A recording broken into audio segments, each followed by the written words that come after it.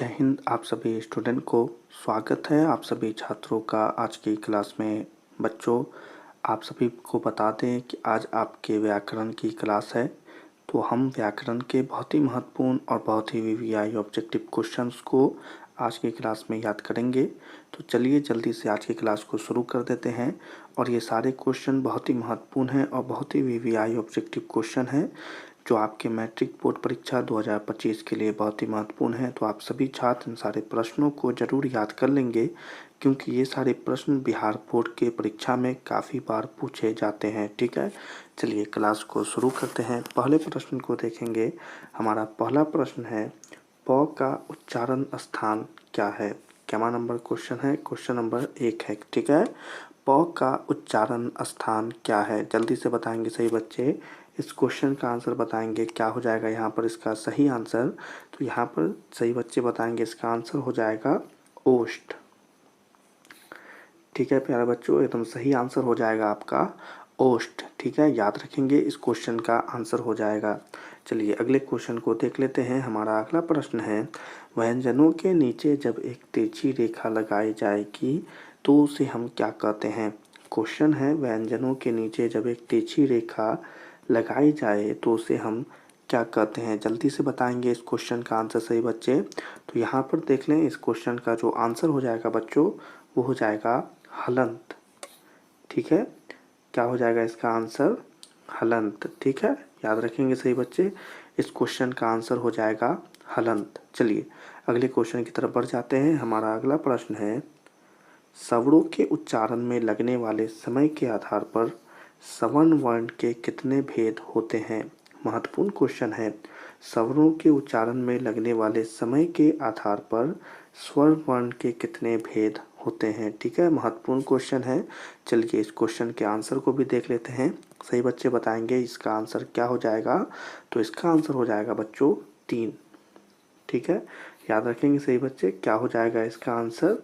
3 हो जाएगा इस क्वेश्चन का आंसर। ठीक है, याद रखेंगे सही बच्चे।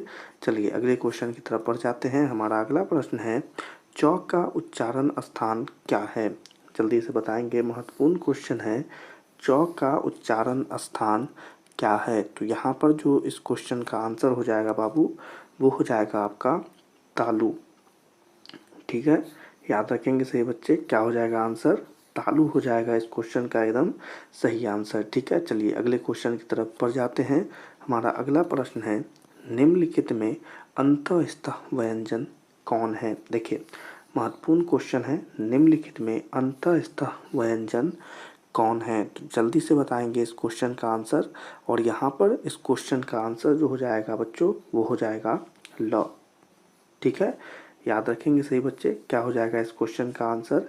ल हो जाएगा। चलिए याद रखेंगे। चलिए अगले क्वेश्चन की तरफ चलते हैं। हमारा अगला प्रश्न है, एक मात्रिक स्वर निम्न में से कौन है। देखिए महत्वपूर्ण क्वेश्चन है, एक मात्रिक स्वर निम्न में से कौन है। और यहाँ पर इस क्वेश्चन का आंसर हो जाएगा बाबू ह्रस्व स्वर।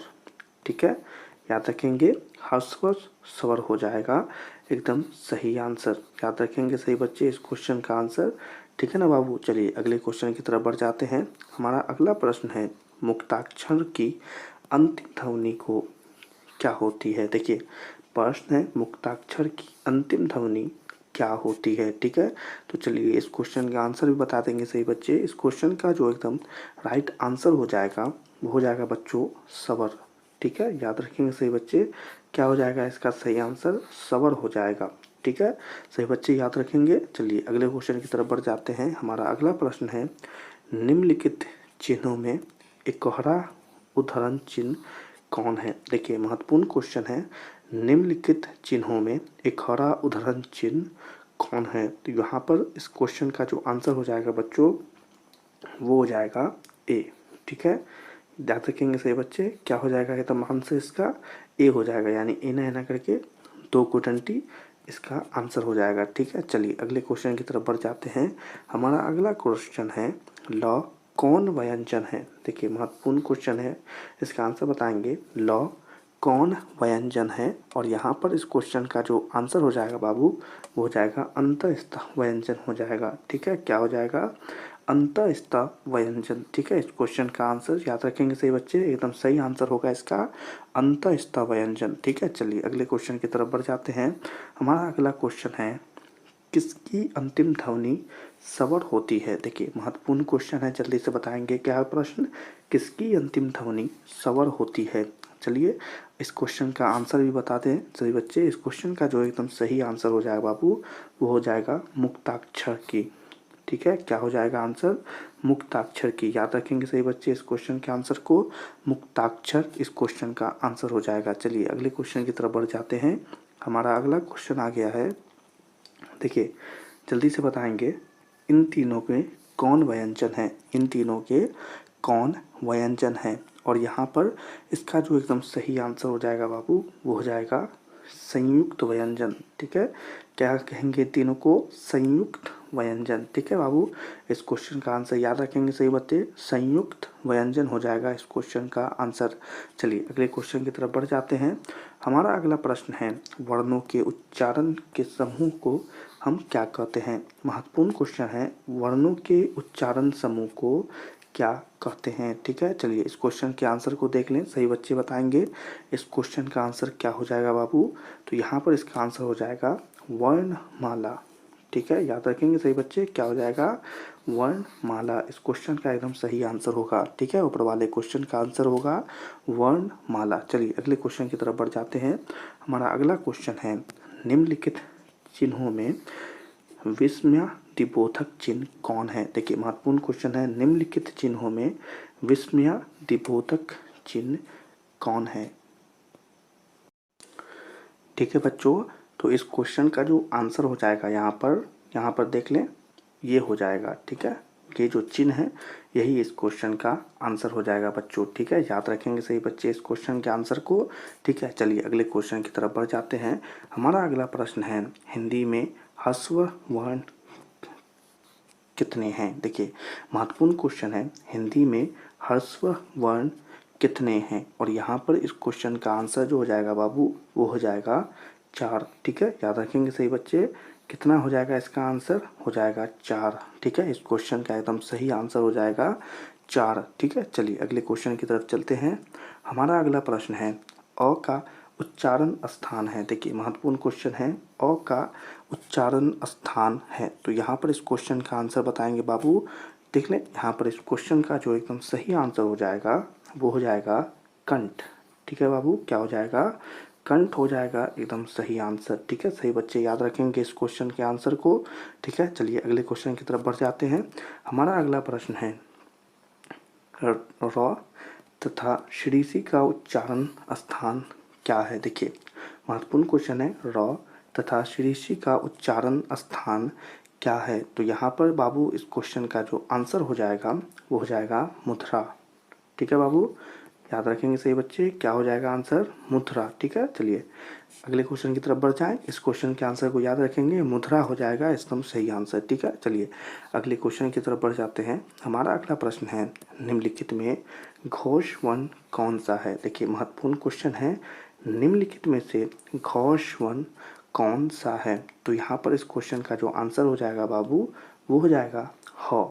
ठीक है, याद रखेंगे सही बच्चे इस क्वेश्चन के आंसर को, क्या हो जाएगा, ह जो है इस क्वेश्चन का एकदम सही आंसर हो जाएगा। ठीक है, चलिए अगले क्वेश्चन की तरफ बढ़ जाते हैं। हमारा अगला प्रश्न है, निम्नलिखित में किसका उच्चारण कंठ से होता है। देखिए महत्वपूर्ण क्वेश्चन है, प्रश्न है, निम्नलिखित में से किसका उच्चारण कंठ से होता है। और यहाँ पर इस प्रश्न का जो एकदम सही आंसर हो जाएगा, वो हो जाएगा, देख लें सही बच्चे, यहाँ पर इसका आंसर हो जाएगा ख। ठीक है, याद रखेंगे सही बच्चे, क्या हो जाएगा, ऊपर वाले क्वेश्चन का एकदम सही आंसर हो जाएगा ख। ठीक है, सही बच्चे याद रखेंगे। अगले क्वेश्चन की तरफ बढ़ जाए। चलिए अगले क्वेश्चन को देख लेते हैं। हमारा अगला प्रश्न है, हिंदी में अंतःस्थ वर्ण की संख्या कितनी है। महत्वपूर्ण क्वेश्चन है, हिंदी में अंतःस्थ वर्ण की संख्या कितनी है। और यहाँ पर इस क्वेश्चन का जो सही आंसर हो जाएगा बच्चों, वो हो जाएगा 4।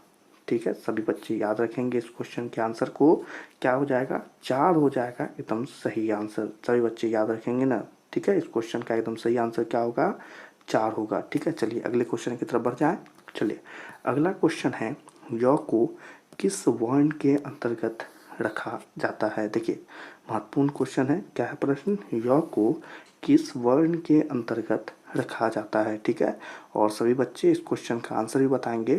तो इसका एकदम सही आंसर जो होगा अंतस्थ व्यंजन। ठीक है बच्चों, क्या हो जाएगा एकदम सही आंसर इसका अंतस्थ व्यंजन। ठीक है, सभी बच्चे याद रखेंगे इस क्वेश्चन के आंसर को। ऊपर वाले क्वेश्चन का एकदम सही आंसर क्या होगा, अंतस्थ व्यंजन। ठीक है, तो चले इसी के साथ आज के क्लास की ये महत्वपूर्ण ऑब्जेक्टिव क्वेश्चन समाप्त होते हैं।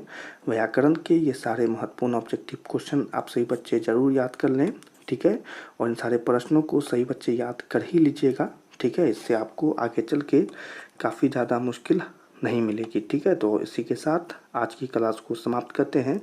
आज की क्लास सही बच्चों को पसंद आई हो तो इस क्लास को लाइक कर देंगे। अभी तक हमारे चैनल को अगर सब्सक्राइब नहीं किया है तो सभी बच्चे हमारे चैनल को ज़रूर सब्सक्राइब कर लें। ठीक है, हमारे चैनल पर आप सभी बच्चों के सपोर्ट की काफ़ी ज़रूरत है, पर काफ़ी बच्चे पढ़ लेते हैं और सब्सक्राइब नहीं करते हैं। तो सभी बच्चों से निवेदन है कि आप अपने छात्र होने का अपना परिचय दें, स्टूडेंट होने का अपना परिचय दें, हमारे चैनल को ज़रूर सब्सक्राइब करें और बेल आइकन को ऑल पर सेलेक्ट कर लें। ठीक है, आज की क्लास कैसी लगी कमेंट में आप सभी बच्चे, अगर आपके पास समय है तो कमेंट में ज़रूर बताएं। ठीक है, और इस क्लास को अपने दोस्तों के साथ ज़रूर शेयर करें। तो सभी छात्रों से मिलेंगे अगले क्लास में, तब तक के लिए आप सभी छात्रों को जय हिंद।